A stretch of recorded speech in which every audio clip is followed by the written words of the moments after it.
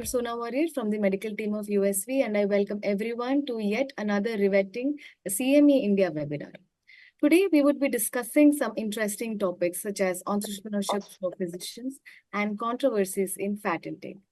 I would like to welcome our speakers and expert panelists and welcome to everybody who has joined this webinar. I would now like to hand over the webinar to the curator of this series of CME India, Dr. N.K. Singh. Of course, he needs no introduction, but it is my honor and duty to do so. Dr. N.K. Singh is the Director of Diabetes and Heart Research Center, Dhanbad. A quick and brief introduction. Without further ado, I would like to hand over the session to Dr. N.K. Singh. Over to you, sir. Yeah, thank you, Dr. Sona. So I think again today something very different. I will say that you will get something different speeches from today's webinar, and I welcome you all. Welcome Mr. Ram Kumar, Dr. H.P. Yadav, our Dr. Sethi, Dr. Mohsin, Dr. Akash, and Dr. Vijay Patni.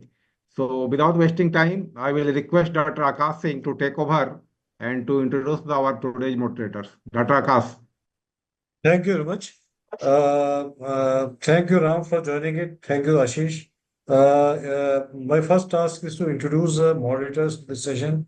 So I'll adjust the slides for the moderators to be put up. Yeah, give the next slide.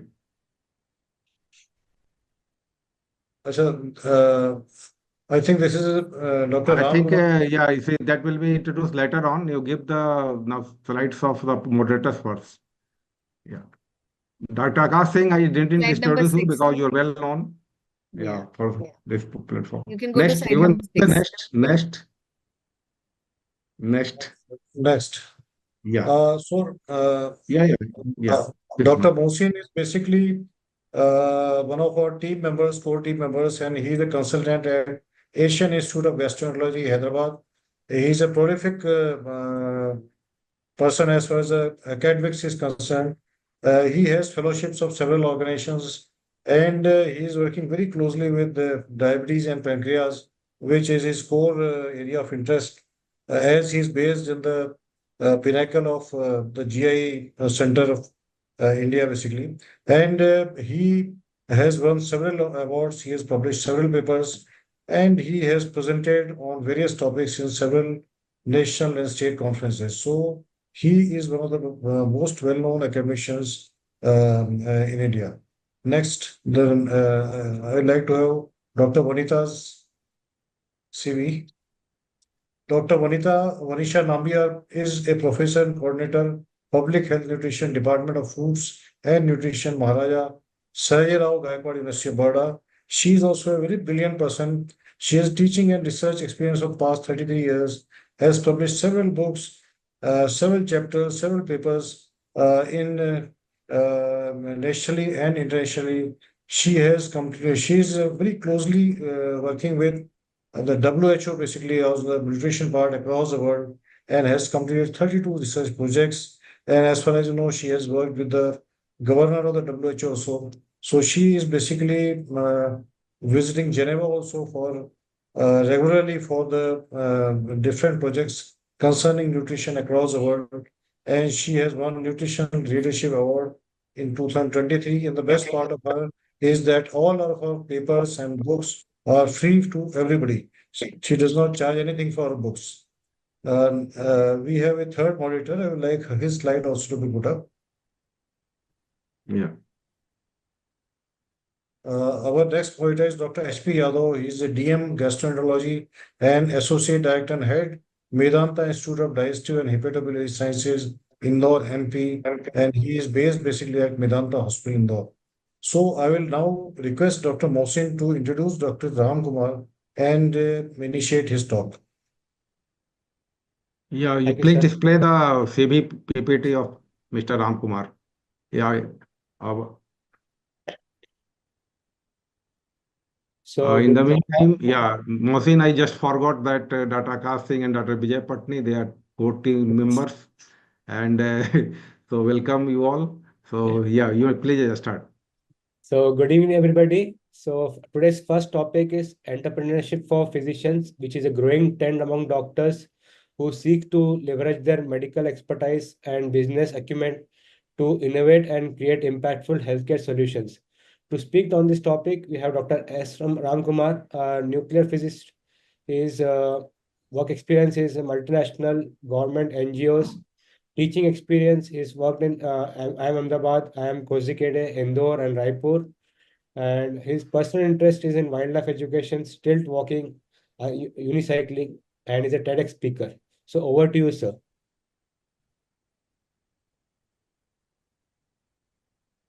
Yeah, please stop sharing, Dr. Sona. This technical team. Yeah. So now Dr. Ramkumar can share the PPT. All right. Thank you very much for having me here. Abhinay. मैं बोलता हूँ ना, please. Thank you very much for having me here. And it's indeed a crazy topic to be teaching people who are already experts in it.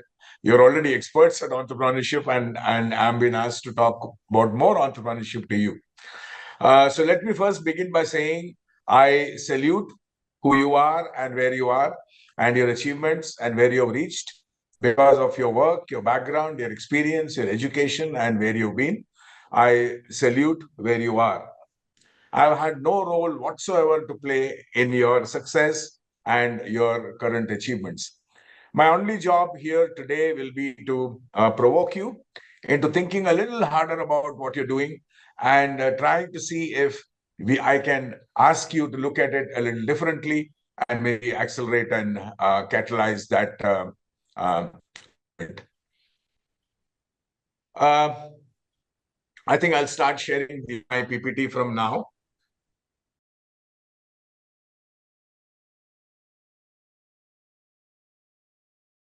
So you're either done with or well on your way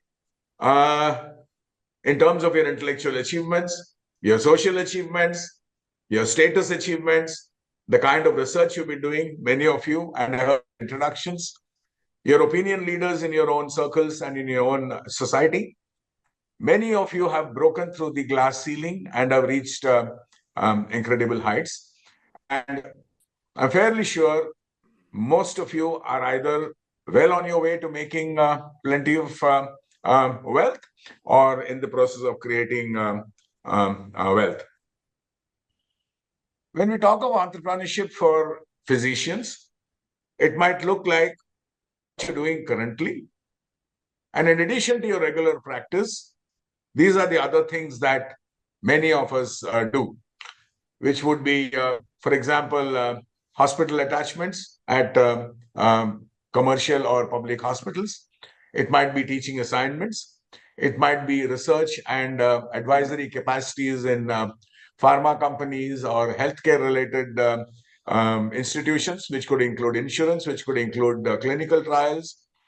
It could be accessories in terms of the various equipment that go into healthcare.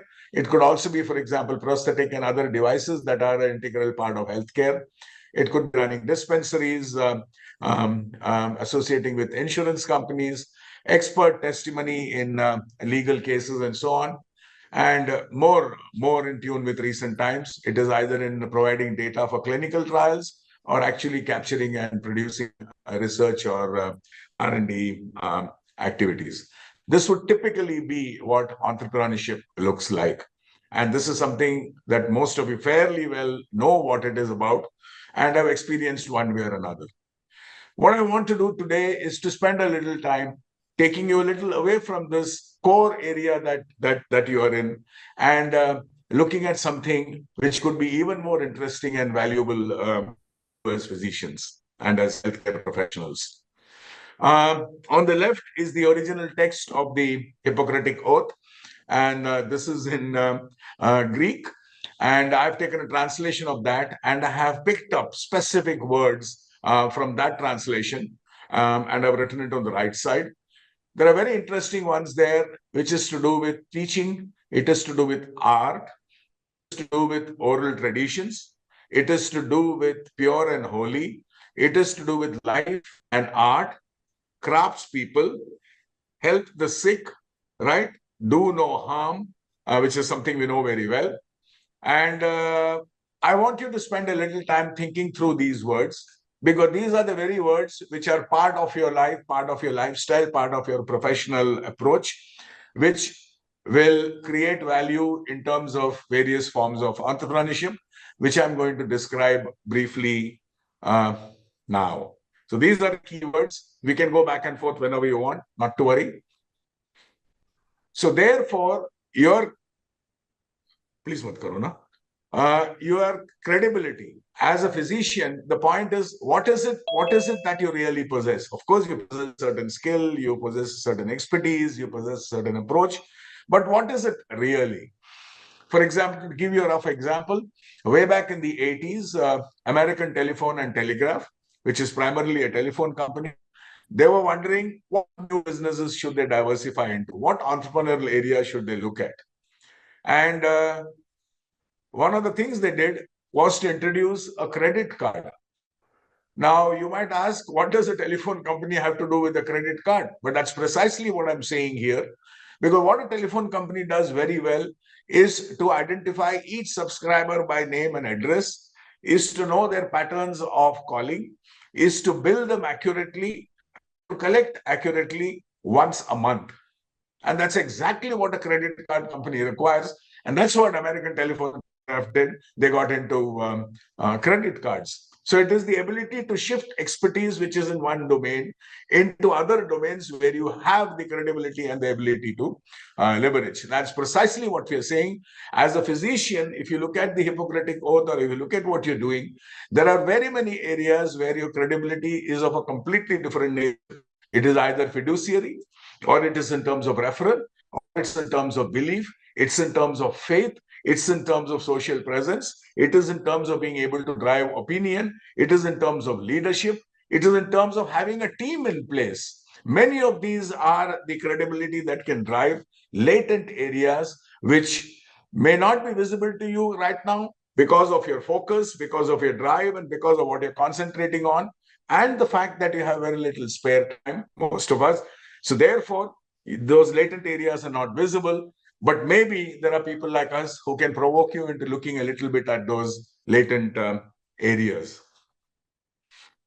One of the first that I want to talk about, ये हटा सकते हैं ये वाला, ये black वाला हट सकता है. One of the first areas I want to talk about is biophilia, which is a very well understood concept in design. Biophilia is what happens to humans when we are immersed in nature. However small, however big, when we come into contact with nature, that phenomenon that happens is called biophilia. And I'm told in medical terms, it results in the four major indicators being substantially altered, which would be blood pressure, which would be temperature, which would be pulse rate, which would be breathing intensity, substantially changed and improved when one is in contact directly with nature. And the way I interpret it, we have at IIM Raipur, I'm also the head of the biodiversity initiative. And one of the things that we have done is to create a biodiversity nucleus around which our whole idea of biodiversity spreads. So this is at the core of that area. And we're talking here of two things. One is haptic healing, where because of touch, how we touch the different textures of grass, leaves, sedges, trees, plants, the whole experience, the haptic experience of touch, or what we know as touch, changes substantially, and it brings a sense of peace to us. It's not just looking at it, it's not being immersed, it's also actually physically touching nature. On the other hand, forgive me if anywhere you think I'm stepping on your toes. I am not. I'm just telling you what little I know. Please don't think I'm intruding into your territory at all. One of the things that we know about psoriasis is the effect of sunlight. And the more body that is exposed, not just the parts which are psoriatic, but the larger part of the body. The problem is exposure to sun, there is a technical issue with it. Because where you can be completely naked, there is no sunlight. And where there is sunlight, you can't afford to be naked. So places where there are enclosed natural spaces are an excellent place where healing can happen. So haptic healing on one part, psoriasis and its or other things that you would definitely know about. Those of you physicians in Raipur, you're welcome to visit our campus and use our facilities for whatever activities you might like to do in terms of biophilia or sunlight. Another thing I'd like to talk to you about is breathing. Again, as pulmonary specialists or as chest specialists or as many of those other specializations, you might know breathing and breathing issues in a completely different way. I would interpret it as an entrepreneur, as an entrepreneurial teacher in a completely different way. There is this Australian musical instrument called a didgeridoo. That's the oldest known instrument. It's first documented over 5,000 to 6,000 years back. Basically, it's just a wooden pipe. And that's because a tree trunk, which has been eaten from the inside by termites, that's the pipe. And that's what you're looking at. So I'm playing my didgeridoo, which I have made in Ahmedabad. And it's not necessary that you have to have a large piece of wood and you have to drill a hole and you have to create it. You can very well make it out of a PVC pipe. When we quit the slideshow and get back to direct video, I'll show you my portable didgeridoo, which is made out of PVC. The interesting thing here is, because of the size of the pipe and the fact that there is no reed, it's a direct pipe, your lung capacity will have to substantially, continuously increase if you have to be able to play the instrument. So the very fact that you play the instrument means that your lung capacity is of a certain order. This is completely different from pranayama, where I can cheat like crazy. You have no way of breathing the way you ask me to breathe or not, because there's no way to measure it. Here, because there is a sound produced, you can be 100% sure that the amount of volume of air that you required, which needed to move, whatever you call it in terms of velocity or pressure, that needs to happen because you can hear the sound. The other thing is, in order to play a didgeridoo, you need to continuously circulate the sound. So you can't just blow once and wait for it to happen. You have to breathe in and out at the same time. And that demands a completely different kind of breathing control, which is really exquisite if you have mastered it. So therefore, playing a didgeridoo, to me, is a way of increasing capacity, is a way of improving circular breathing, and therefore your breathing ability. The entrepreneurial activity here is very, very, very clear. One is you can make didgeridoos, you can sell didgeridoos, you can do didgeridoo classes, you can improve people's breathing by didgeridoo. The thing is, if I do it, it has a certain response. But if you, as a person with that leverage, with that credibility, with that background, with that experience, with that clinical presence, if you are able to say this, if you are able to push this, is a completely different way of doing it and a completely different entrepreneurial opportunity. Let's shift from didgeridoo to balance, which is probably the least understood form of fitness.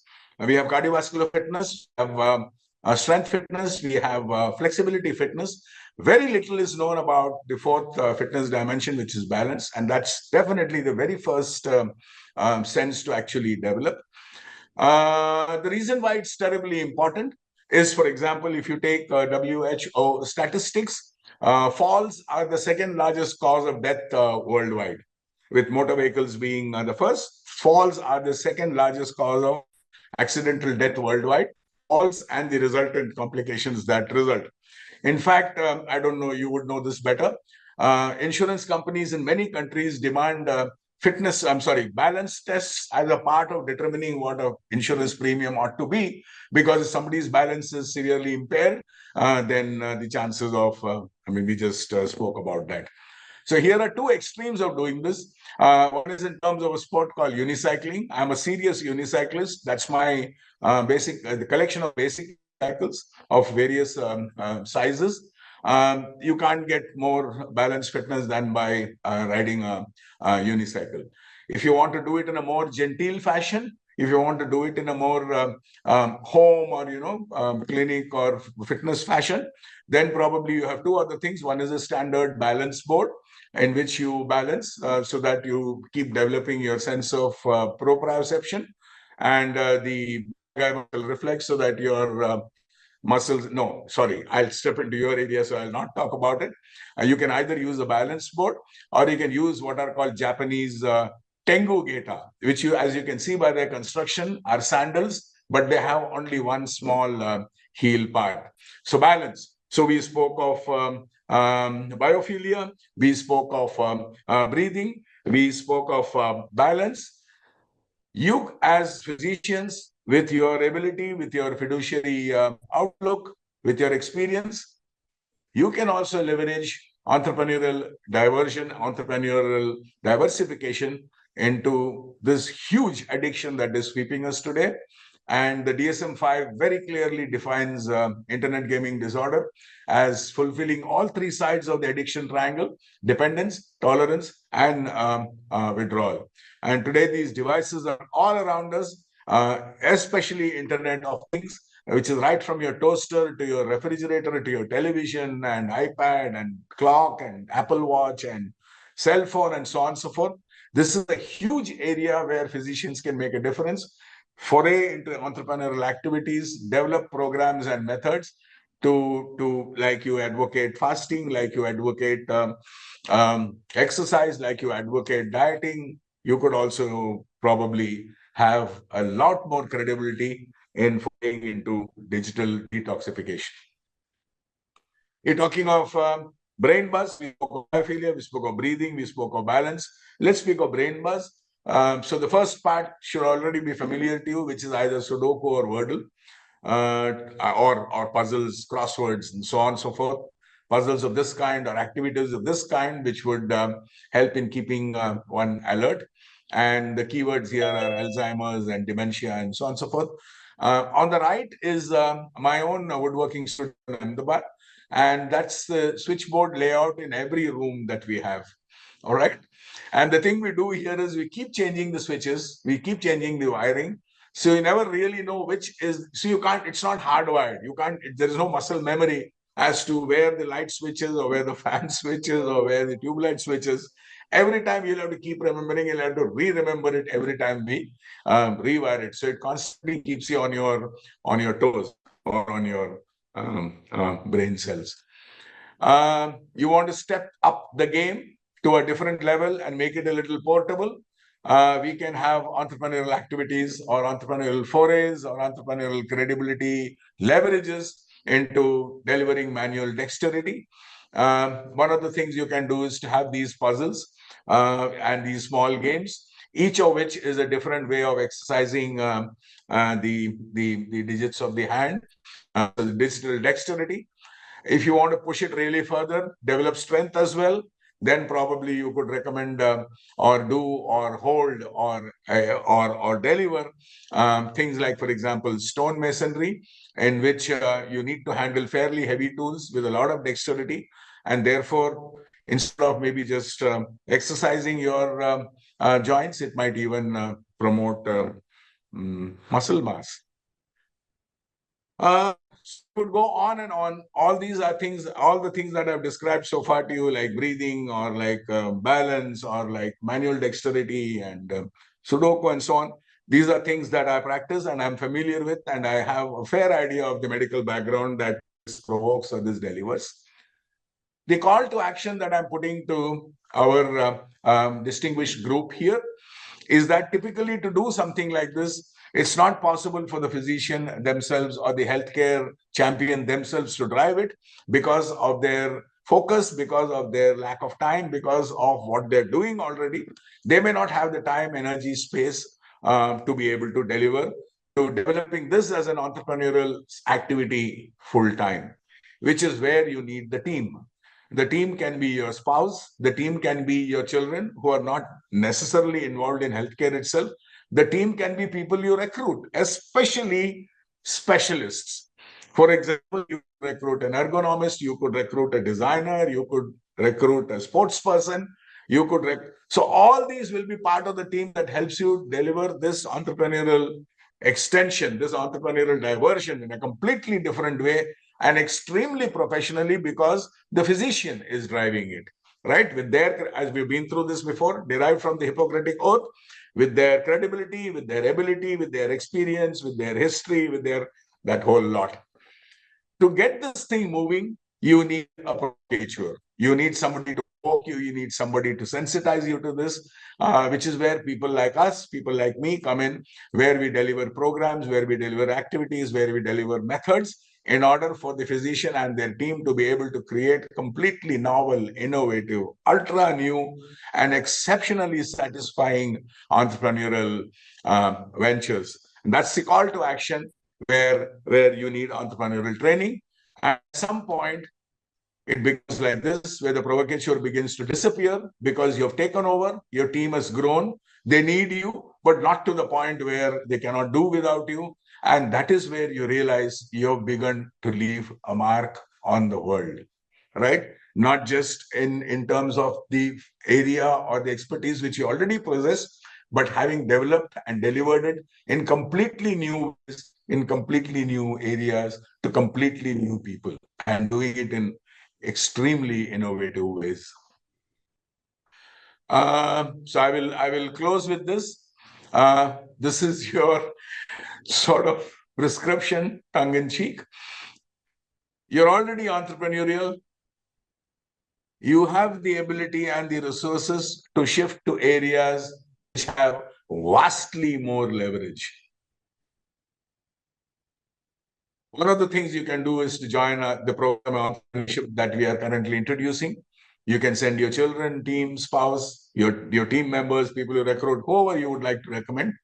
And I will leave this slideshow with our honored organizers, so they can share it with you and you can have a look at it whenever you like. Some of the details are here.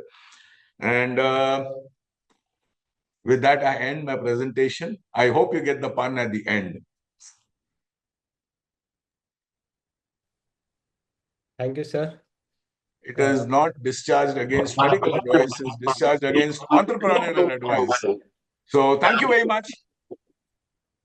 I think a great lecture today by Mr. Ramkumar. I think we have been totally benefited and rather we are mesmerized by this talk. Dr. H.P. Yadav, you have just heard him. So any comment on this talk? Yeah, unmute. Yeah, unmute yourself. Yeah, unmute. Yeah, now. Just okay now, I think. And you're seeing the background, Dr. Kumar, is so full of very noble things and very great looking things.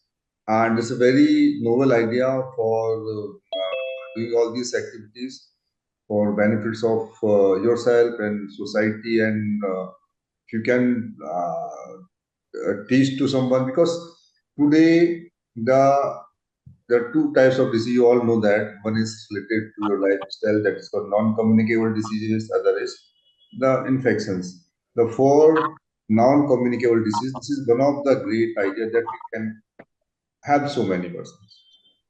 Very nice. Exactly. So, Dr. Banita, you have asked a question. Can you ask now?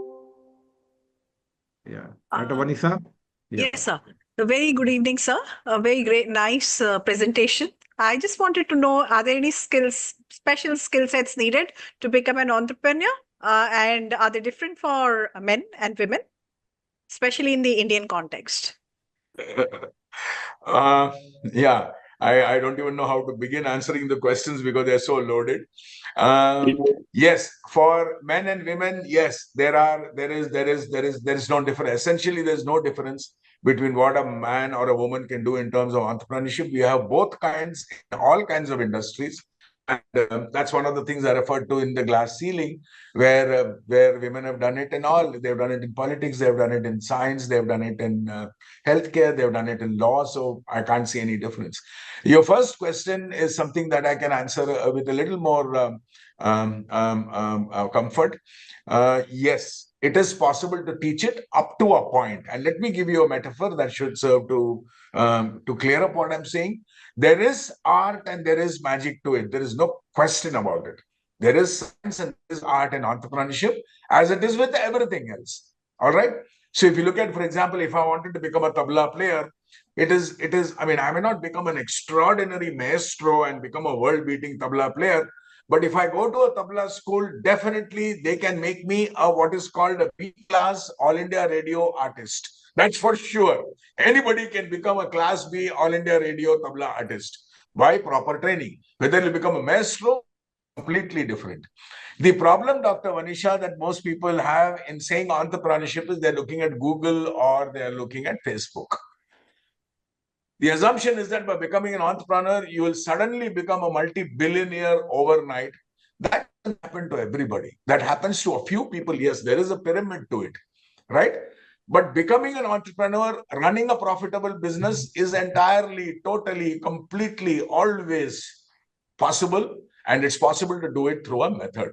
How much higher you go will depend on how much you are able to put magic into that whole process. I guess it's something like the bedside manner that is taught to physicians, or that you're interested in.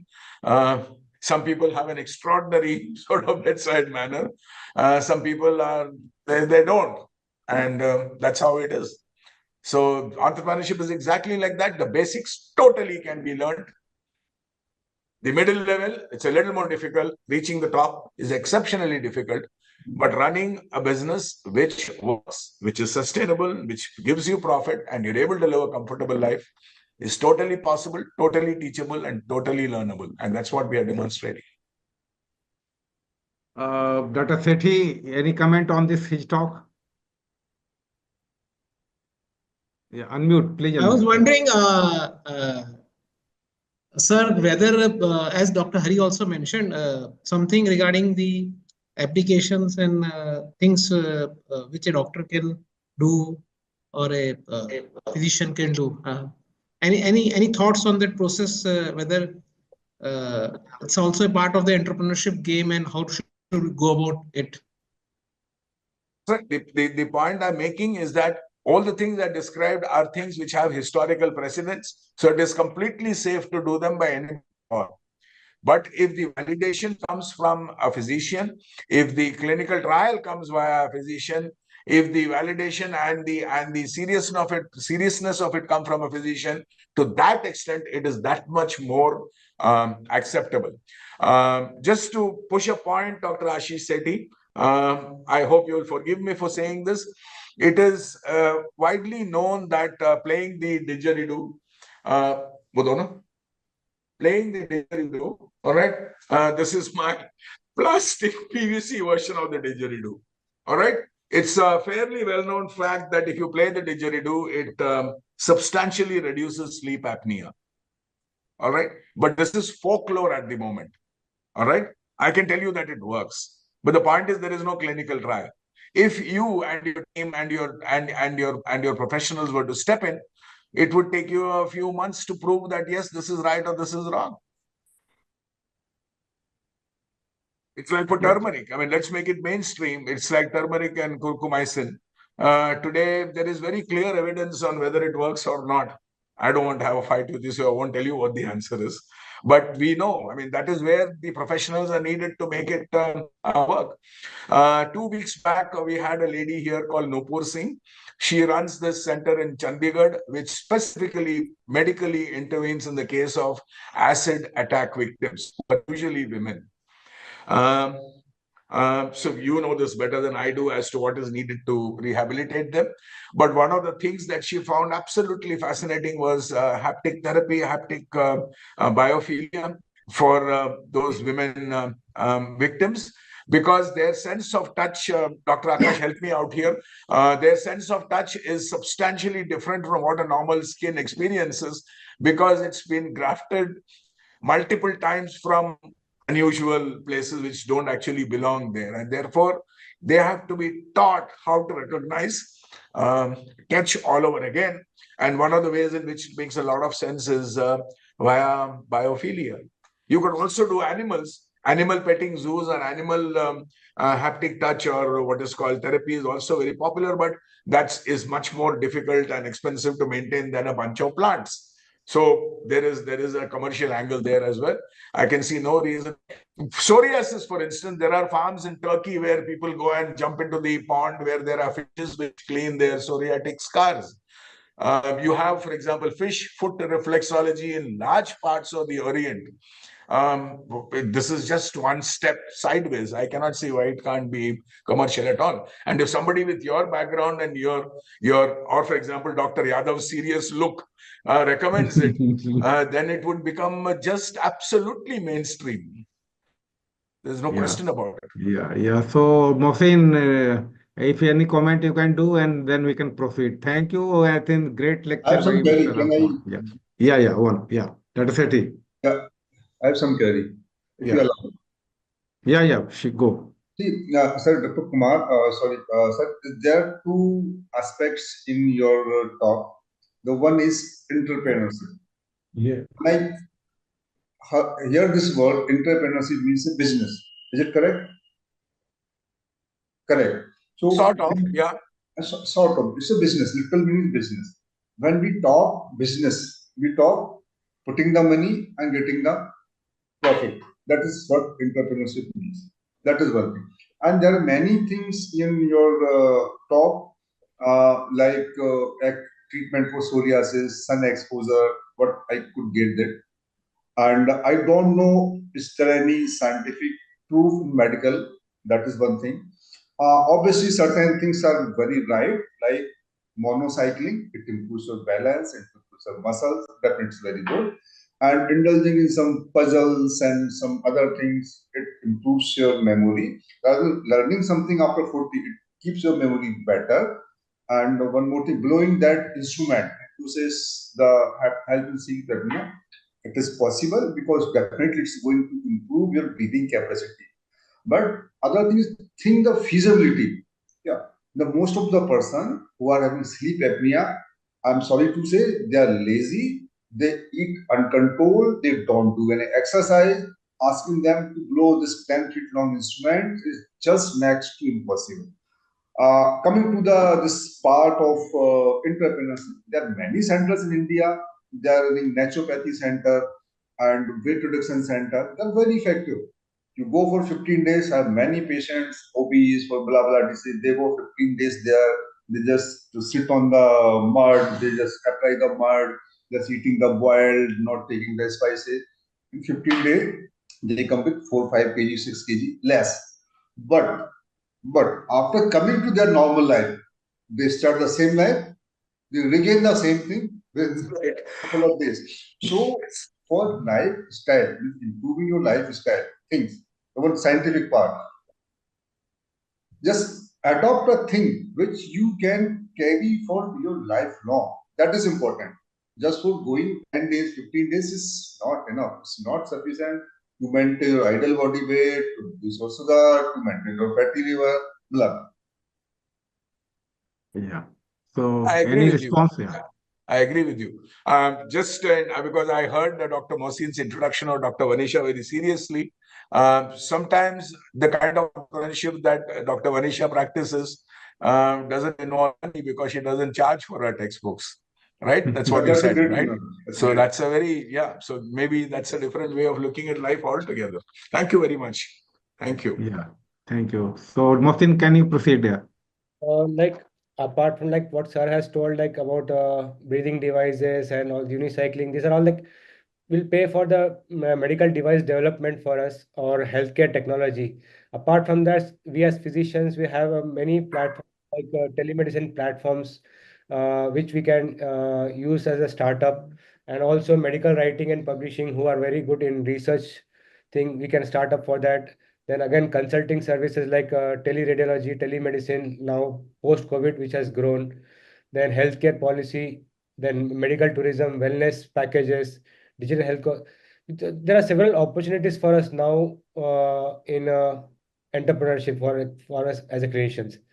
But we have also challenges like balancing between the clinical practice and business development, obtaining permission from government agencies, then marketing.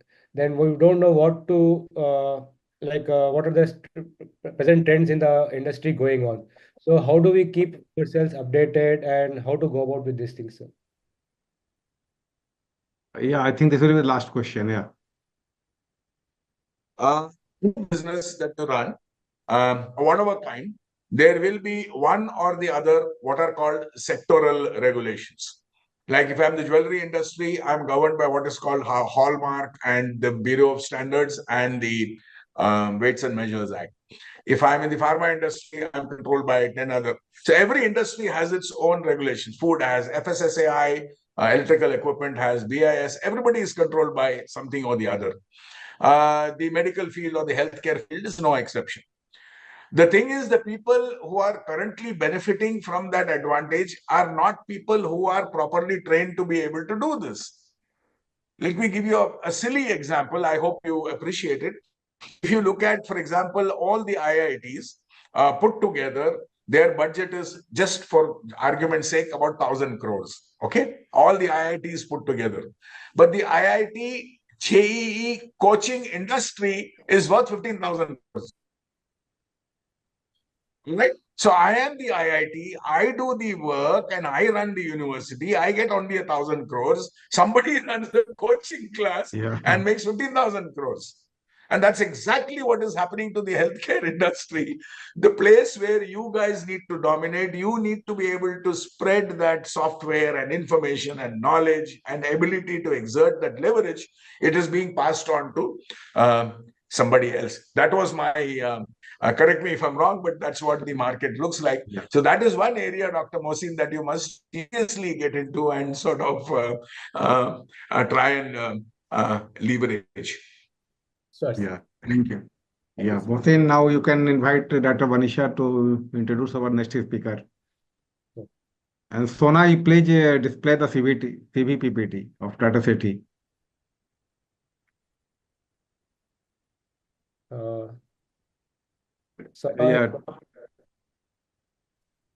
Yeah, fine.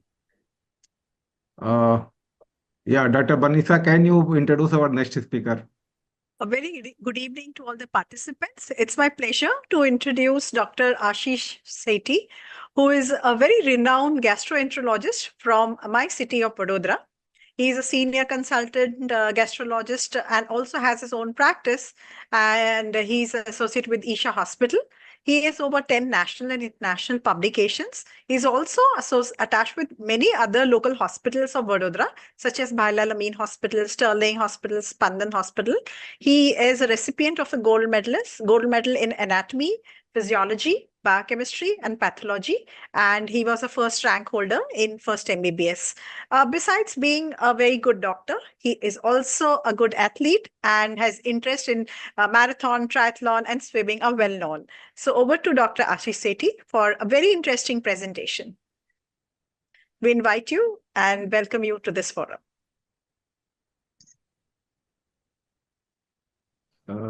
Yeah, stop sharing.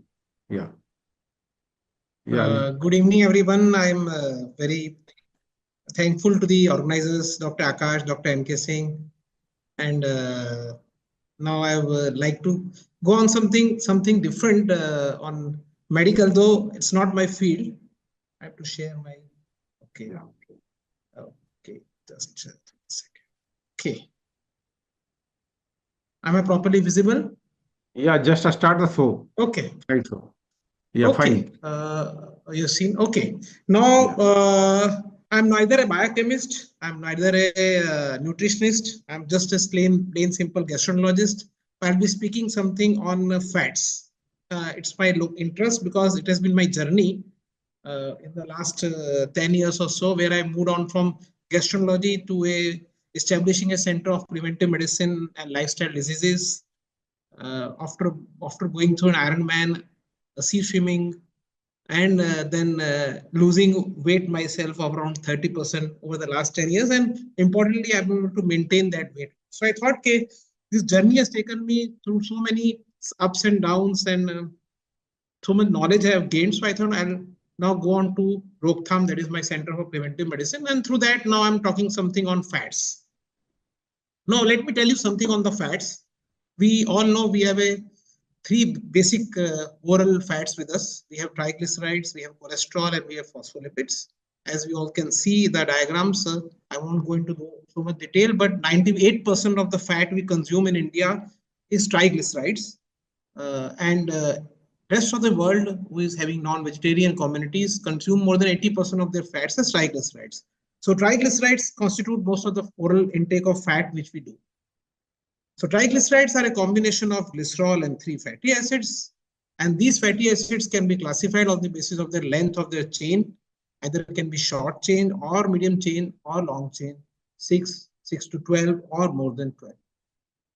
Or they can be classified more importantly, and I'll go into details of this, as saturated fatty acids, monounsaturated fatty acids, and polyunsaturated fatty acids, which can be omega-3 or omega-6. So I will try to make this classification as simple as possible. Just a little bit on the fat absorption, which is my field.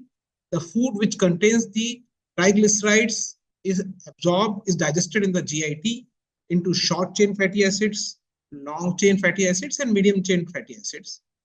Importantly, and you should always try to know, the short chain fatty acids and the medium chain fatty acids directly enter the portal circulation as they are, and they go directly to the liver. Very important to remember. The cholesterol and phospholipids are digested and enter the enterocytes. The long chain fatty acids also are digested, enter the enterocytes, and they form the chylomicrons. These chylomicrons are the packages of the long chain fatty acids containing triglycerides, the cholesterols, and the phospholipids. And they don't enter the portal circulation, they enter the lymphatics, then the thoracic duct, then the superior vena cava, and the systemic circulation bypassing the liver. So the short chain and the medium chain fatty acids behave differently as compared to the long chain fatty acids. And these chylomicrons don't go to the liver, they go to the peripheral tissues, mainly the adipose tissue and the muscles. If they're broken down into fatty acids, either they are stored there or these fatty acids are released into the circulation. Ultimately, these chylomicrons, these fatty acids, everything is taken up by the liver. So when this liver takes up these fatty acids, these triglycerides, and it also absorbs the glucose and the fructose from the blood, and then makes its own cholesterol and phospholipids, and then packages all of them as triglycerides. And then either it stores them as triglycerides or exports them as VLDL into the blood. VLDL contains these triglycerides which are manufactured in the liver. In this way, all the cholesterol and the phospholipids is converted into LDL, not in the liver, but in the peripheral tissues or in the blood itself. So the source of this LDL fat is endogenously synthesized fatty acids, not the ingested fatty acids. So usually it depends on the carb intake, which will go into details. This LDL delivers this fat to the peripheral tissues, and the HDL is a peripheral lipoprotein which delivers this fat back to the liver. So this is something on the metabolism, the absorption of the fats which we do. So what are these types of fatty acids which we mentioned previously? We mentioned saturated. So these saturated fats, almost all the foods which contain saturated fats contain cholesterol except egg. Egg is the only fat which has cholesterol and unsaturated fatty acids. So the non-vegetarian food fat is usually saturated. The milk fats are saturated. 2 vegetable oils, coconut and palm oil, are saturated fats. Important thing, as we all know, they are stable at room temperature, they are solid at room temperature, their carbon atoms are fully saturated with hydrogen, no double bonds, and they do not get spoiled very easily. So these are the characteristics of the saturated fat. What about the monounsaturated fat? They contain 2 carbon atoms with double bonds. So some of their parts are free for hydrogen atoms to be attached afterwards, or oxidation to be done afterwards. They are liquid at room temperature. And which are the things which are MUFA? Predominantly MUFA, because no fats are 100% one. Either they are group of saturated or polysaturated, but we go for predominantly. So predominantly MUFA fats are olive oil, which is not an indigenous thing to India. We have groundnut oil, which is more MUFA as compared to PUFA. Sesame or tilka tel, which is more MUFA. Rice bran again is more MUFA. Eggs, as we know, is more MUFA. So they do not cause much effects on the blood lipids from the studies which we have seen. Then we go to PUFA. All the vegetable oils except those mentioned previously are polyunsaturated fatty acid containing, predominantly. Their characteristics, they contain fatty acids which are not manufactured by the body, so they are known as essential fatty acids. Basically, there are two types of PUFA. Omega-3 PUFA, which is alpha-linolenic acid, ALA short form. So what is omega-3 fat containing oils, vegetable oils? Mainly is mustard oil, which is commonly known as sarson ka tel in India. We have canola and soybean, which are not so commonly used. In addition, walnuts, flaxseed, and even green leafy vegetables like methi and palak, they contain this omega-3 PUFAs or omega-3 ALA. The fish, the marine fish also contains a lot of ALA. So all these are very rich in PUFA omega-3. Rest of the oils are omega-6. Rest of the oils means sunflower oil, soybean oil, so sunflower oil, safflower oil, corn drop oil. All these are omega-6.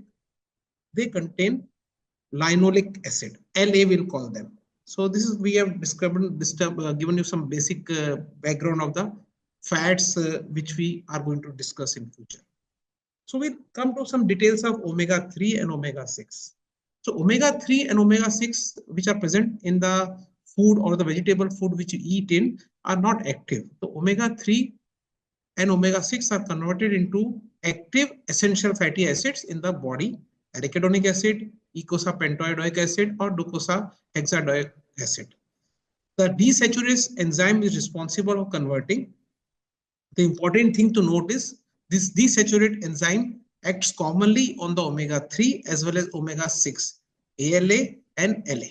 And there's a competition between these two to convert into essential fatty acids. So what has happened? This desaturate enzymes prefers omega-6, that is LA. This is mentioned wrongly here, or LA omega-6 it prefers. So if you eat more of LA omega-6, then the enzyme will act on LA omega-6 and not on ALA omega-3. So most of the oils have a ratio of omega-6 to omega-3 of more than 10. So most of the essential fatty acids which are produced in the body are omega-6.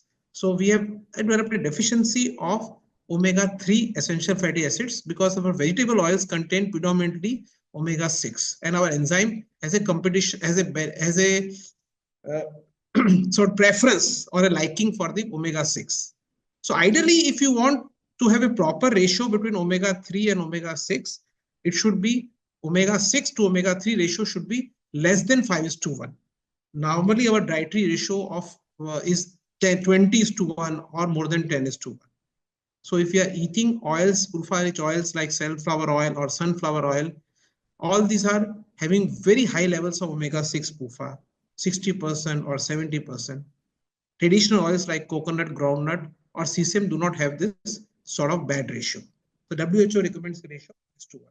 So we have come to know that the omega-3 fatty acids are not being produced properly in our body because our vegetable oils contain a lot of omega-6. This is the diagram for the same, and you can appreciate what oils contain which type of fatty acids: omega-6, omega-3, PUFA, and saturated fatty acids. And again, a simple chart of the same. We can see that sunflower oil and rice bran oil and all these are contain lots of omega-6. Mustard oil is one of the best oils, which will come to that in a later part of the study. So what are the controversies which I'll be talking about? The first controversy is fat intake leads to weight gain. Is it true or wrong? Saturated fats increase the risk of heart disease and atherosclerosis, and polyunsaturated fats are good for the heart. So I'll delve into this. I'll try to present the literature. So what is the reason for this controversy on fats leading to weight gain? Fats are calorie dense, giving 9 calories per gram. So they are going to cause more obesity, and obesity is fat storage. So if you eat fat, you become fat. So if you eat more fats than your body requires, you will become fat. This is the reason for this fat leads to obesity. But if there are studies to show that saturated fat intake does lead to obesity, but only if you have a genetic predisposition. So if you have a genetic predisposition and there is a calculation of the same, then you do become obese with saturated fats. But that is a very rare or a very unlikely phenomena to have a genetic predisposition. The more likely phenomena is there no studies have shown that a high fat diet leads to obesity. Fats stored in the body are not just from the orally consumed fats. Everything which is consumed in extra, all energy forms, carbohydrate or proteins, ultimately they are stored as fat. Secondly, fat does not lead to insulin spikes, and we know insulin spikes are responsible for obesity because insulin promotes fat deposition. Fats cause early satiety and limit oral intake. So in fact, fats should decrease the intake of oral foods. More importantly, fat metabolism, if you eat fats, generates ketone bodies, and these ketone bodies are hunger suppressants. So there are so many things which I mentioned which on say the other thing, fats decrease obesity. So what about in India? We'll come to that Indian story. Now, Indian story is that whether it is a PUFA story or not, we'll discuss that. In contrast to the Western diets, Indian diets are very, very low in fats. In fact, in some states of India, the consumption of fat is 15%. The normal US diet contains around 30% fat. Indian diet, usually the consumption of fat is less than 25%. 68% of energy content comes from carbohydrates. And this is the graph for the same. As you can always see, India rural, 71% of our energy comes from carbohydrates, only 19% comes from fats. And you can see only 4.5% comes from saturated fat. You can see we are not troubled by this fat intake. We already have a very low fat diet. So why we should be bothered about fats at all? We are having a, as recommended, a very low fat diet. So but whether this is again a disadvantage.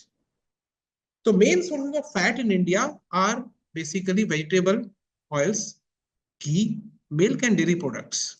Because of this hype against the use of saturated fats, gradually the use of ghee, vanaspati has decreased, coconut oil, groundnut oil has decreased, and what has increased is the use of sunflower oil and safflower oil. So these are the which are more being used nowadays. So this change has happened because of this hype against the use of saturated fats, and this was an American study which will come to that. So what we have is basically two issues and 6 PUFA issues. What has happened is we always recommend that we should have more N3s, that is omega-3s, but how do we get those more N3s? The only oil which contains more omega-3 is mustard oil, which is available all over India, but mainly used in the northern and eastern part of the country. The only problem with mustard oil is also contains uric acid, which is not of very good nutritive value. Now, these oils, mustard oil, are not being used in the western part or the southern part of India.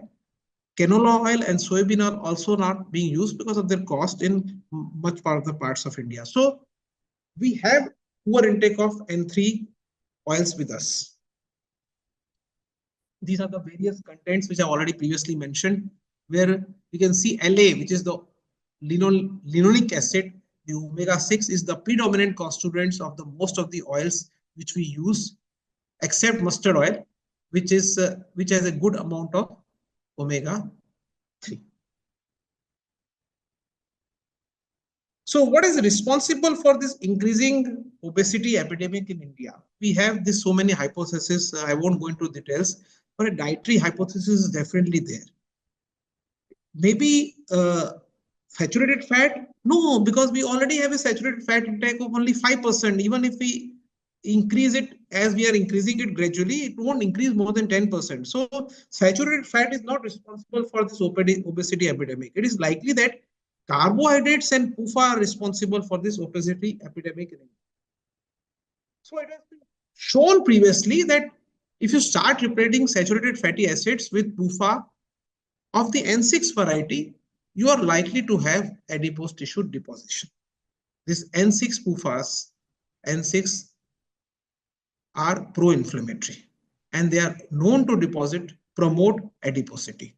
And there have been several studies, though not much of Indian studies, but this what is available literature shows that N6 PUFAs promote.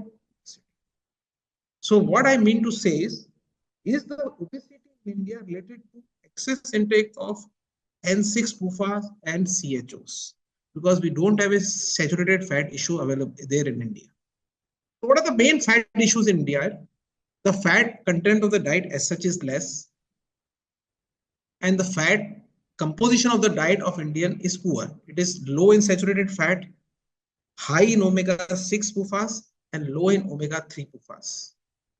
So we have to take action on this to change the diet back to a higher saturated fat and a higher omega-3 PUFA.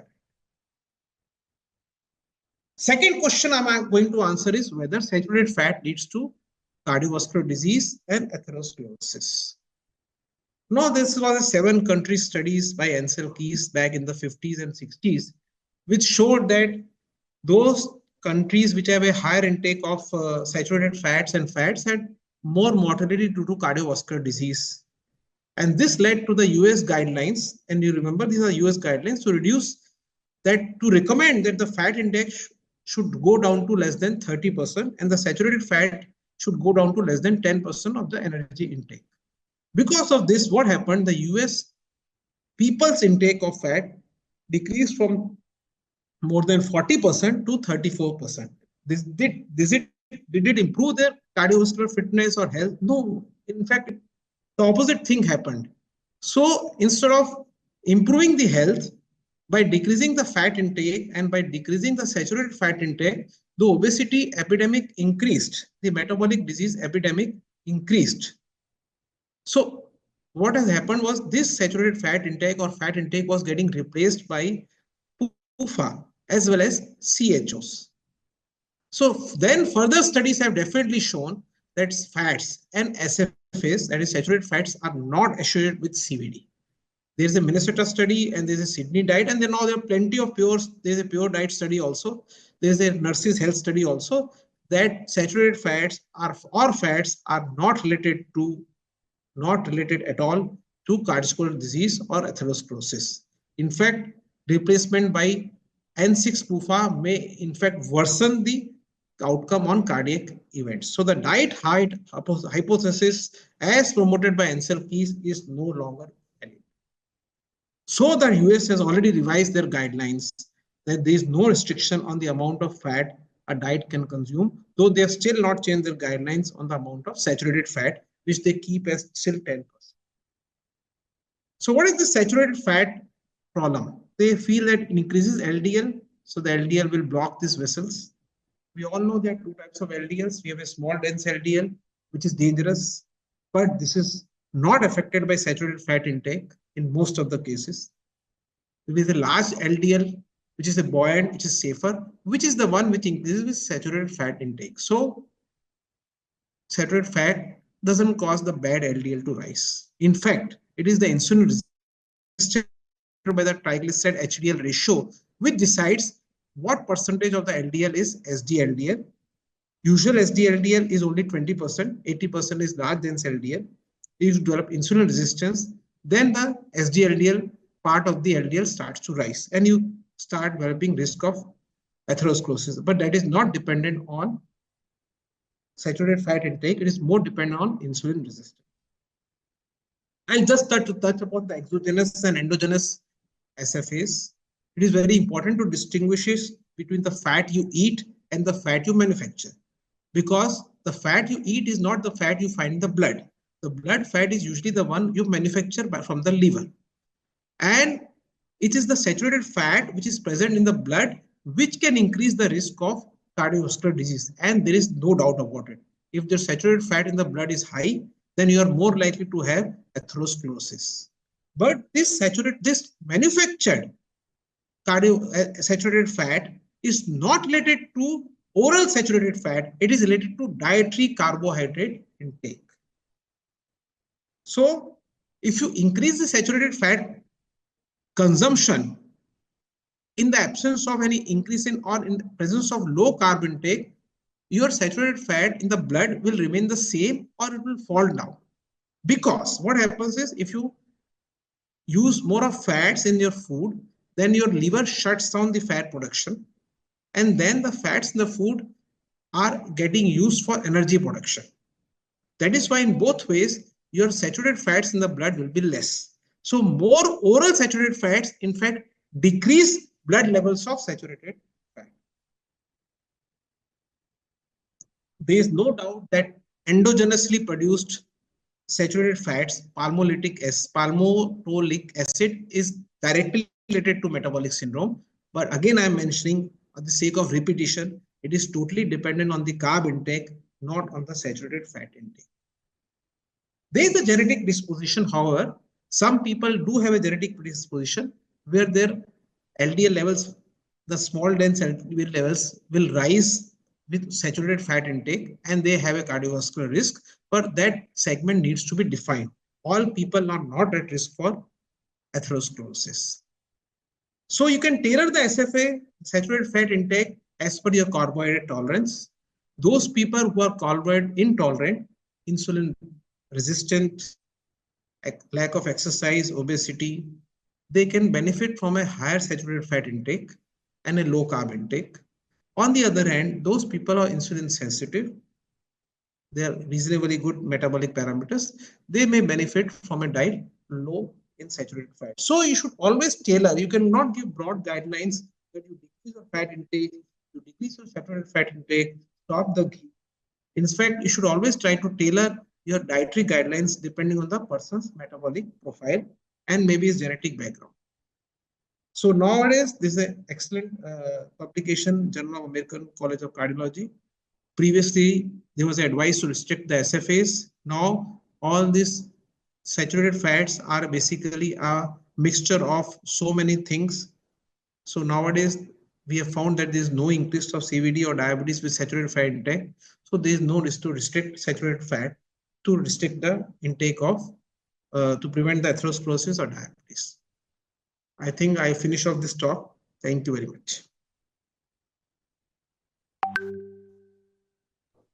Yeah, so I think something unique and something very controversial too. So I think, Dr. Banita, can you lead now further? Thank you, Dr. Akash, for a very interesting presentation. I had a few queries. What is the recommended daily allowance for fat for Indian male and female as per the new guidelines of ICMR? And how much ala should we eat? Because you've been focusing on ala all the time, especially in forms of EPA or DHA for adults. Now, the recent guidelines, I do not agree. The ALA guidelines are 2.2 of ALA and 6.6 of LA. So there's a guidelines. I don't know how they are going to get those guidelines, but the guidelines, you should consume 2.2 grams of ALA and 6.6 grams of omega-6 LA. Regarding the saturated fat guidelines, if you go into details, they can say that they have mentioned that you can increase the fat intake up to 25% of the energy expenditure. But still they say they should eat less of saturated fat. And this is one of the lines mentioned in the recent ICMR, you should eat less saturated fat, which I do not agree. So the guideline specifically mentioned, you should not eat less, you should eat less saturated fat. So this guideline part is not acceptable. I don't know any studies for the same that saturated fat increases more of. I have shown so many things nowadays. Okay, saturated fat is not responsible for obesity. It's not responsible for cardiovascular diseases. World over, the things are changing. So in fact, the problem with this that as we decrease our saturated fat intake, we increase our carb intake, we increase the N6 PUFA intake, and that is proving to be more harmful. So we should not take saturated fat alone. We should always take that what we are replacing saturated fat with. If we are replacing ghee with sugar or carbs or oils which are not of good quality, refined, ghee is better unrefined, relatively unrefined. You can have ghee at home, very easily manufactured, unrefined ghee, and you are replacing that ghee with a refined PUFA mentioned, undergone some heat processing in some solar plant. I don't think that is the right way to do it. So the ICMR guidelines recommend 25%, and they say that you should have diet. It is up to 30%. Up to 30%. There is a difference. There is a 25%, then there is 25 to 35%. There are three parts to the story. But the main part is there should not be restriction on the fat intake. Why should there be a restriction on the fat intake? A person who is able to tolerate fats, there should not be any restriction on the fat intake. So, Dr. Akash, Why we should have enough Indian data published by Dr. Anu Mishra and team about the role of saturated fat and rising obesity and Manisha, can I interrupt? sure, sir. Dr. Ashish, not Dr. Akash. Dr. Yeah, Ashish yeah. Sethi. You're Yes, addressing sir. to Dr. Ashish. Sorry, Okay. Dr. Ashish, we have enough data, Indian data, about the amount of fat. My question to you was, when you're talking about different types of fat, should we switch on to, like you, I hear that you're a very strong promoter of saturated fat, but what proportions of saturated fat, MUFA and PUFA, should one take? I don't think there should be any restrictions on the amount of So what does the saturated guideline fat. say? What does the guideline say? Any guideline? The guidelines, even the US guidelines still mention less than 10%. Okay, No, they I'm talking mention about that the 10. proportion of saturated fat to unsaturated fat, that is MUFA, PUFA, and SFA. What It's should be the almost proportion like that we eat? 1 is to 1.5% is to 1. If you All go to right. the WHO guidelines, that it should be 1 times 1.5 times MUFA and 1 times PUFA. That is the usually WHO guidelines. Okay. So in Indian context, do you think we should be changing that? Because we are becoming a diabetes capital of the world, and we have so many studies of insulin resistance, mass-led, and the fat intake. So what is your take on it? I feel that the fat intake is not responsible for insulin resistance. From the literature which I have gone through, I'm not a biochemist, I'm not a diet nutritionist, but from the literature I've gone through, and from the practice I'm doing since last few years, I've noticed Dr. it is Yadav, more of the would carb like to intake and the Yes, Dr. N6 Yadav, over PUFA to you. intake, N6 PUFA intake, which is responsible for insulin resistance rather than the saturated fat intake. Okay, let's hear from Dr. Yadav and maybe others in Yeah. the panel. Ashish and myself were batchmate in PJ Chandigarh. I know him, he was a little bit fatty, and now he's an athlete. I'm just asking a very simple question, not the studies, not Pupa, Mupa, and all these. I'm in Indore. The population is very fond of eating. You know, you said there's no restriction on fat. The one kachori, which is made in oil, it is around 400 calories. One samosa around 400 calories, and so on. So all the food which are rich in oil, they have the very dense calories. And obesity, which is linked to the excess calorie intake, fat is the only form of nutrient that we can store the extra calories. We cannot store more than 5 to 700 of glycogen. That is the maximum liver plus muscles. And fat, we can store unlimited amount of fat. We can become 200 kg just by accumulating the fat. That comes obviously in Indian diet, they're rich in carbohydrate. That comes from the sugar. So problem is, you see, eat unlimited fat, but how to eat the fat? Ghee akela koi nahi peeta hai. Whenever they eat fat, high fat, it is with sugars. It is with carbohydrate. Or laddus, mithai, the combination of sugar and fat. The problem is carbohydrate. The carbohydrate sugar is addiction. If you're eating the laddu or jalebi or whatever the sweet, it is the sweet that makes you the addict, that produces the craving. So that's why the person becomes more and more fat. Alone fat, no one can eat. You cannot drink the ghee. You cannot drink any oil. Now my question is simple one. This patient aate hain, how much I can take in a day? Normal adult, is healthy, not overweight, not having diabetes, no blood pressure. How much fat I can take and which brand of oil I can have? कितने चम्मच घी खा सकता हूँ? कौन सा तेल लेना है? सफोला लेना, sunflower लेना, olive लेना, mustard. Very simple. Yeah, I think that Ashish, I think this is a very relevant question. Whether he is asking what is the best cooking oil, and I think The there is a best lot cooking of oil, the best cooking oil, as per the information I've gathered, oil is mustard oil. Is the सरसों का तेल, सरसों का तेल. mustard. But the problem is sir. mustard only in India. Bihar में, UP के कुछ parts में खाया because of its taste. We eat mustard oil at our home, and it is best to blend a mustard But oil except with groundnut oil. acceptable, most of the Gujarati, they don't eat mustard. The best is a blend. I don't recommend single oil, and nowadays usually my feeling is that we should always have a blend of oils. We should always try to change the oils every month. So not mustard oil every time. It should be mustard oil, it should be groundnut oil. So basically, we should always change the oils rather than depend on single oil. The oil with all these oils is the problem of refining. We don't say oils are bad. We always look at how the oils are manufactured. If the oils are going to be refined and they are going to be deep fried and they are going to be reused, then these oils are going to be stored, then they are all going to get oxidized. So all these are problems with oils. So you cannot say that oils are good because they are oils. The oils, the whole manufacturing process is not proper. The storage process is not proper. The use process is not proper. You have to explain to the patients, if you want to use the oil, only fry it once. Don't reuse it. And the ICMR guideline also says the same. Don't reuse the oil. Who does that?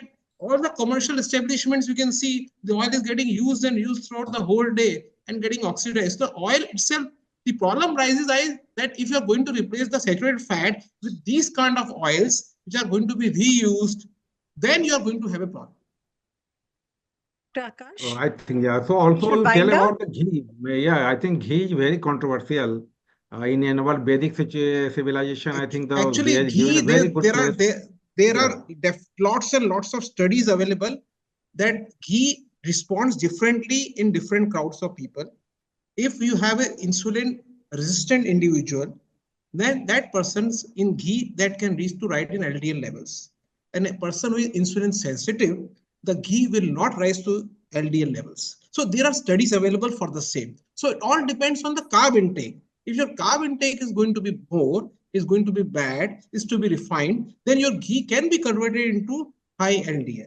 But if your carb intake is complex, carb intake is less, then that ghee is not going to be bad for you. And there are studies for the same. And I already mentioned studies, ghee saturated fat is not going to be converted into small dense LDL. It is going to be converted to large dense LDL. So that large dense LDL is not going to cause atherosclerosis. We have now plenty of studies of SFAs being better for stroke as compared to PUFAs. So I don't think we should have such a, it should be individualized. All a person who is having a proper healthy body, metabolic is proper, he should not be restricted from eating ghee. A person with insulin resistance, you may restrict the intake of saturated fatty acids, but you have to see what it takes instead of that. If it's going to take that refined oils and cooking them and again, they are as bad as or as worse than anything else. Thank you, Yeah, Dr. that's Akash. Your statement is well taken, but I still would like to end up with some of my comments on the same. As per the guidelines, not more than 20% of your total energy intake should come from fat. SFA, MUFA, and PUFA has to be balanced, right?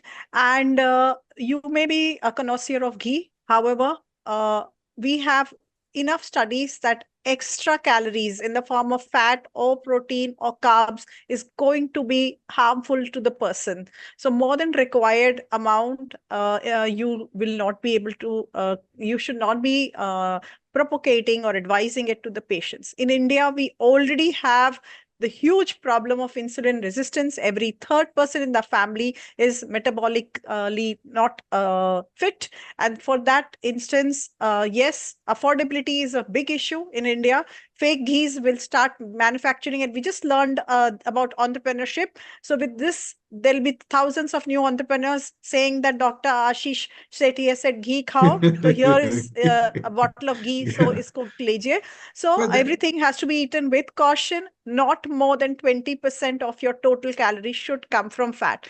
As far as Ala is concerned, yes, we have a lot of plant sources, walnuts, nuts, flax seeds, etc., where we can eat that in our normal diet, but this is an expensive affair. So in this, looking at a normal Indian population, which comprises of both urban, rural, and middle class, there has to be a balance in consumption of fat, and that is what my take is. Thank you. Over to you, I Dr. think, India. yeah, Dr. Manisha, you nicely sum up, but I think I just remember a slide from Dr. Lele, the famous physician of India, that he showed that Dara Singh lived up to 84 years and he was every day taking 250 gram of the ghee.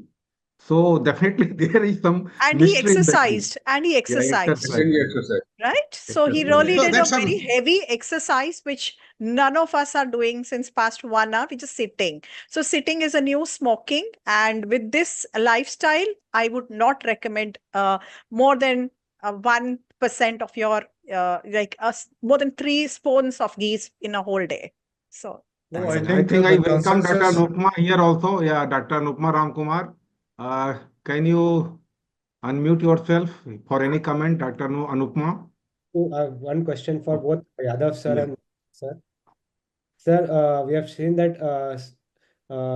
saturated fatty acids increase both LDL, HDL cholesterol, but as it increases HDL cholesterol, it is cardiovascular beneficial effects are there. But consumption of saturated fatty acid is associated with colorectal cancers also. So what is your experience with those things? There have been a lot of studies which show that saturated fats in red meats are associated with colorectal cancers. But that is the point arises that how the fats are processed. If the fats are unprocessed, then there is no increase in colorectal cancers or atherosclerosis. It's the process itself which is bad, which causes the issues. So I won't agree to that point of colorectal fats. It is the process which is responsible for the decrease in colorectal cancers and the assured obesity in a person who is insulin resistance. Or So maybe we should always try to look at And the person, not at the diet only. If the person is going to have obesity and is going to consume that saturated fat, so he's already in a milieu of predisposition to cancers. So that, like the and answer key studies. Mohsin, another thing is that the meat industry is very strong worldwide, and they use a lot of growth hormones and other hormones. Even in US also, it is very strong, and therefore getting the saturated fats from red meats and such sources eaten on a regular basis does increase the risk of colorectal cancer. That is also one point to it. Yeah, technical team, is there any question in the chat box? Let us know. studies like Technical team. Indian population have higher incidence of colorectal cancer when compared to Indian population, so they are more predisposed maybe. Fine. So, Dr. Ramkumar, you have heard something controversy on the fat. So, do you have any comment from your side? All those. I mean, I would like to cite Michael Pollan, who is a very, very respected food researcher, the kind of people that somebody like me would depend on. At one point, I tried to look at Cochrane collaboration condensed versions, but it is either too technical or it's too difficult for me to follow. So I looked at Michael Pollan, and he has been researching food for the last 30 years. And Dr. Ashish, I dedicate this statement of his to you. He says, after 30 years of research regards food, I can come to only one conclusion, and that is 7 words. Eat less, eat more plants, eat food. And what he means by this is excruciatingly simple. He says, eat food means it has to be prepared by a human being. And that's what Dr. Ashish has been saying all along. If it is processed, if it is mutated, if it is heated, if it is reused, as long as it's food made by humans. So eat food, eat less, and eat more plants. He says, apart from this, it's very, very difficult to quantify because the mood changes every few years, science advances, and therefore it's very difficult. So for people like you, it's an interesting discussion. But for people like me, it's a nightmare because then I don't know what to do now. So is a samosa poisonous? Or now Dr. Yadav says, Indore mein abhi jaunga to wo bole kachori ya samosa nahi khaya, to Indore ki karunga kya main? So there is point. You go to Jaipur because you want to eat that pyaz ka kachori. So now you can't eat anything at all. So I'm thinking I'll buy those bottles of oil and keep it there and rub the oil on the chapati. Not the oil, the bottle on the chapati, and eat that. But he says, no, chapati is carbohydrate, you can't eat that. So I think it's a very interesting discussion, and it's nice to see that none of you are agreeing totally on that one thing, which is very important because that's what the scientific approach always should be. That if it is a unanimous agreement, then there's something very wrong. So I think that's a wonderful discussion. I followed all of it, and let me try and understand some more of it. Canola, Dr. Ashish, is it mustard, refined mustard, or is it? Canola is a almost like a mustard oil. Canola is found difficult to grow in India, so it's a costly thing. So canola is almost like a mustard oil. Very lovely. The only other thing I wanted to ask you, Dr. Ashish, in a technical way, was this cold pressed oils. Does it make any difference at all? there are a lot of things which are there in the refined oils. Basically, the oils can be manufactured in the refined way, the cold press way, the virgin way, the crude way. There are four types of oils which as I've gone to the literature, I've come to know. There are so many antioxidants and I think something what do you call as good substances which are lost in the refining process. Secondly, a lot of preservatives are added in the refining process. So that things are not there in this crude, in the kachi ghani or the oils where we use. So you have some impurities in that kachi ghani, but that's okay. The body will take care of those impurities because as such you are going to eat those things. Like you eat the walnuts, you eat the almonds, you eat those things. So you are able to take care of the crude things. So if there are crude things in the kachi ghani process, the body will take care of it, but at least won't get the preservatives. The heat won't destroy the antioxidants. The heat Correct. won't destroy the positive aspects of that oil. There are so many things besides the fat in the oil. So that definitely even the ICMR recommends the use of kachi ghani oils. Why did I you leave think olive we are oil end our conspicuous? session. Yeah. So, Sorry. yeah, Dr. Why did you Kumar, leave anything? olive oil completely out of your discussion? I Yeah, mentioned olive olive oil oil. is a mufa oil. It's one of the best oils, considered best of the best oils. But olive oil is not a native to India. We have now olive oil easily available, but olive oil is not native to India. It's not consumed by hardly per percentage of the population. But olive oil is a good oil. Okay, so Yeah. is a reasonably good oil. That was the basic of that Mediterranean experiment, that they don't get heart disease and all those things. But then it's not like panacea for everything. Basically, these discussions have started after we have started living beyond 50 years of age.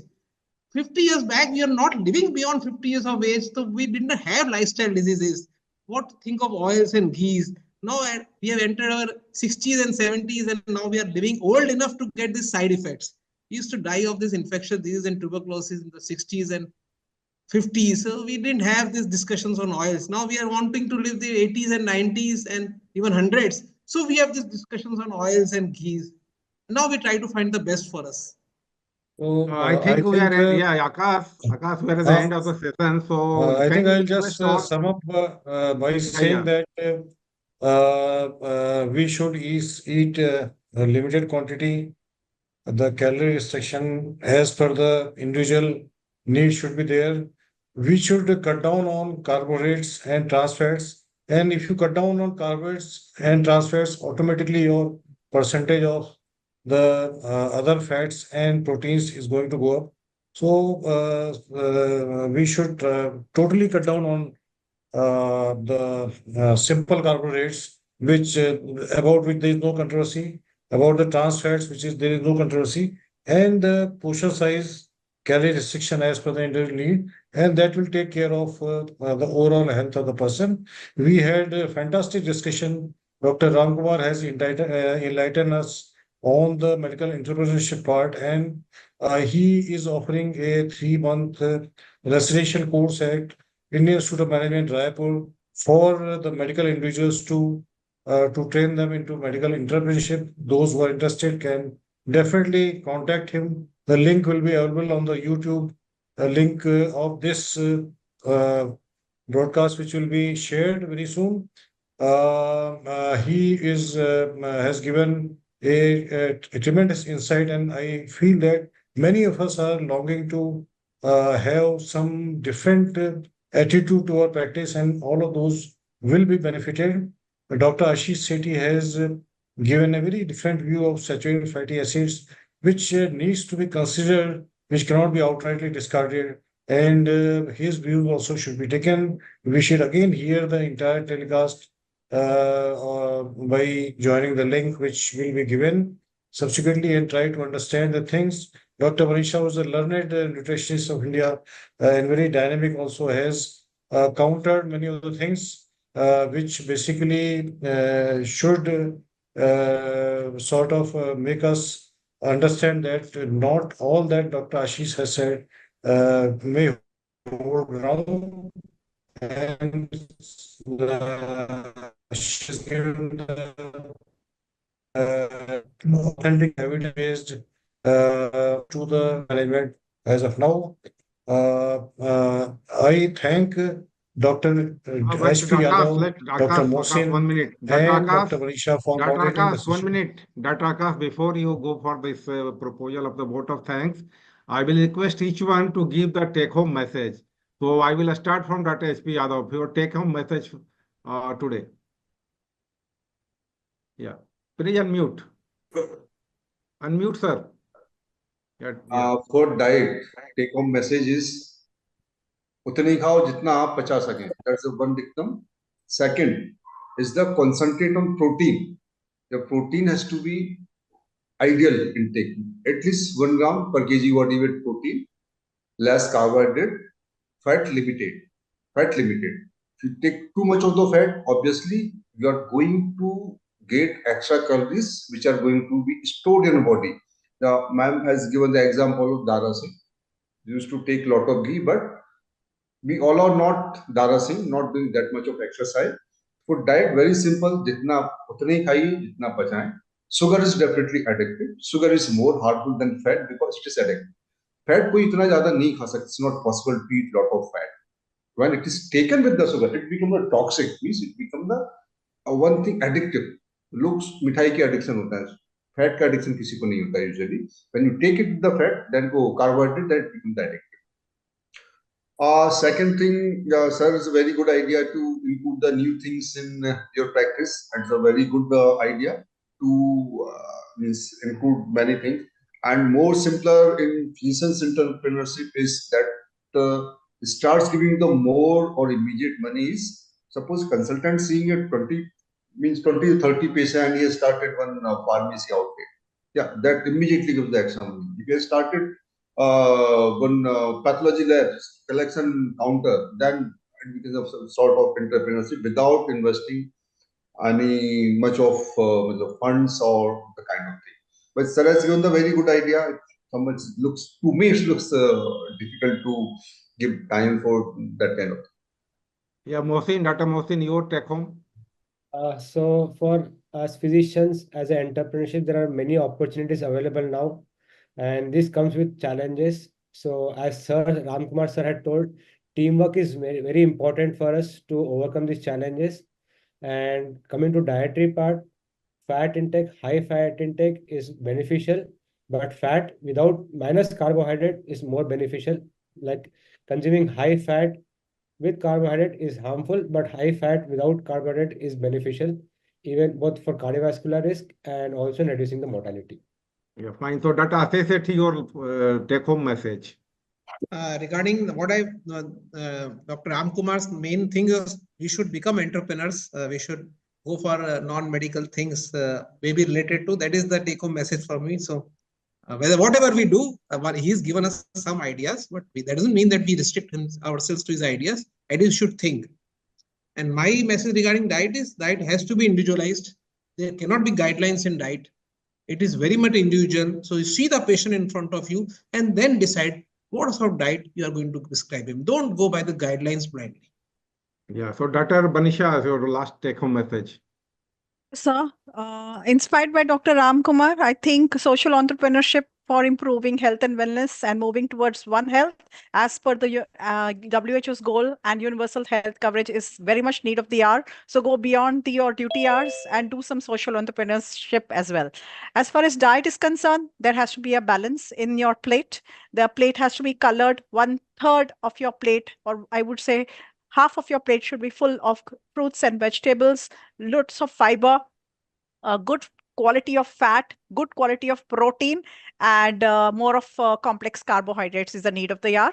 Guidelines should be there. Indian guidelines are very much made. I'm a part of it. So guidelines should be there. But beyond the guidelines, it is the brain and the one-to-one counseling or personalized nutrition is the need of the hour. So guidelines are there for guiding. And then you have to have a personalized counseling. So thank you so much. Yeah. So that Mr. Ramkumar, please last your take home. It was a real pleasure, and I was listening so much. It's really wonderful, and to know that there are so many diverse thoughts on the whole subject. It's really interesting. But what my take home from this whole thing is there is a lot of knowledge all around. What we really need is that, to paraphrase Dr. Vanisha, we need to synthesize it to something that ordinary people can understand and act on. And that is something that Dr. Ashish has done very well. And Dr. Yadav has told me that abhi samosa or kachori to bhul jao. Thank you very much. Yeah, thank you. So, Dr. Akash, yeah, can you propose a formal vote of thanks now? I think if Dr. Anupama is there, Yeah, Dr. Tumbai is there. I she think can also give a her brief about the I thing if think she's there. she's But if not she's there. left, Yeah, she's there, but Dr. Anupama, yeah. Anupama, please Yeah, give yeah, your Dr. Tumba. message. Yeah, We hi. will also we will also Yeah. like to see your face also. Yeah, yeah. No, not my face, but I'm really struggling to get it to unmute. So my take homes are that I am an entrepreneur myself, and I live with, the guy who's teaching it. It is that the pyramid. A lot of enterprise is all a lot about failures. And, when we seek to start an enterprise, we think about the guys who made it. And it is a tough journey, which is full of first being curious and then willing to learn, because being an entrepreneur, you're learning every day. And that being friends with failure is very important. So my 2 cents on the entrepreneur bit. And on the lecture on fats, I just love listening to Ashish. And I have also seen his journey, from where he was when we were residents to where he is now. So I just totally buy his argument because he's living that life. Thank you. Thank you. Yeah. So, Akash, now we'll end up with vote of thanks. I thank Ram, already have thanked him, Ashish, for their excellent deliberations, Dr. H.P. Yadav, Dr. Vanisha, and Dr. Mohsin for moderating this session so excellently and for such an animated discussion during the entire presentation. I thank Dr. N.K. Singh, who is credited with one of the longest and largest CME groups of India, and his zeal in conducting these CMEs right from 6 a.m. to night 12. I've seen him since last 7-8 years in the same way. And now we have 10 CME India groups, each comprising of around 1,000 members, so almost 9,000 to 10,000 members of CME India is conducting. I also thank Dr. Vijay Patni, who is a close associate, and we have been working together. And we basically have been able to keep up this momentum of conducting all of these academic programs and research. And lastly, I thank Anupama for her excellent deliberation. She has shown the path of entrepreneurship for all of us because she is an international authority on drug trials and publications with a 100% success rate in international publications. I also thank the USV team for providing the platform and the logistic support to conduct these important CME events, which we conduct every month. And lastly, and the most biggest thank is to the audience who are basically there to listen to us. And I can vouch that there are almost 1,500 to 2,000 people, doctors, who are listening to our very much. Thank you. Thank you all. Thank you all. Good night to you all. Thank you. Good night. Thank you. Good Thank night. you. Good Thank night. you. Good night.